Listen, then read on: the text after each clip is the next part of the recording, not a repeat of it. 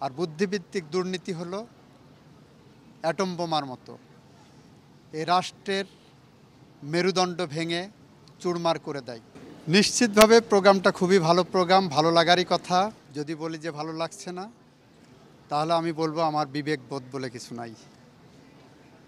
আর নতুন প্রজন্মের জন্য যারা এই তর্ক বিতর্ক যুক্তিতে শানিত করবে নিজেদেরকে, তাদের উদ্দেশ্যে বলবো এই সংগ্রাম চালিয়ে যান। এই সংগ্রাম বাংলাদেশকে পথ দেখাবে, এই সংগ্রামে পরিবেশ বেঁচে থাকবে, এই সংগ্রামের মধ্য দিয়েই বাংলাদেশের মানুষ আগামী প্রজন্মের জন্য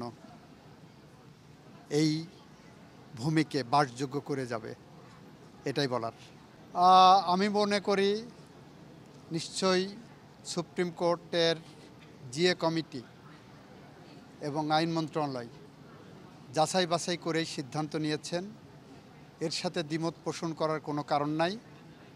যদি পত্রিকায় যেটা দেখলাম দুর্নীতির কারণে তাদেরকে অব্যাহতি দেওয়া হয়, তাহলে নিশ্চিতভাবে একটি সঠিক পদক্ষেপ বলে মনে করি। আমি এখন পর্যন্ত কোনো নেগেটিভ রিমার্ক পাইনি, বরং যেটা দেখছি সবাই এটাকে সাধুবাদ জানাচ্ছেন। আমি মনে করি কাজ হচ্ছে, যথেষ্ট কাজ হচ্ছে, এবং দুর্নীতির যে সংজ্ঞা, আপনারা যেটাকে অর্থনৈতিকভাবে লেনদেন করাকে দুর্নীতি বলেন, আমরা এই সংজ্ঞায় নতুন কিছু সংযোজন করেছি।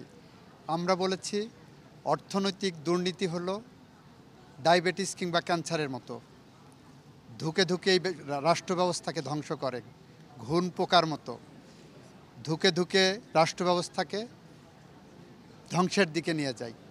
আর বুদ্ধিভিত্তিক দুর্নীতি হলো অ্যাটম বোমার মতো, এই রাষ্ট্রের মেরুদণ্ড ভেঙে চুরমার করে দেয়। তার নিকৃষ্টতম উদাহরণ হলো খায়রুল হক, সৈয়দ মাহমুদ হোসেনদের মতো তথাকথিত প্রধান বিচারপতিরা, যারা ত্রয়োদশ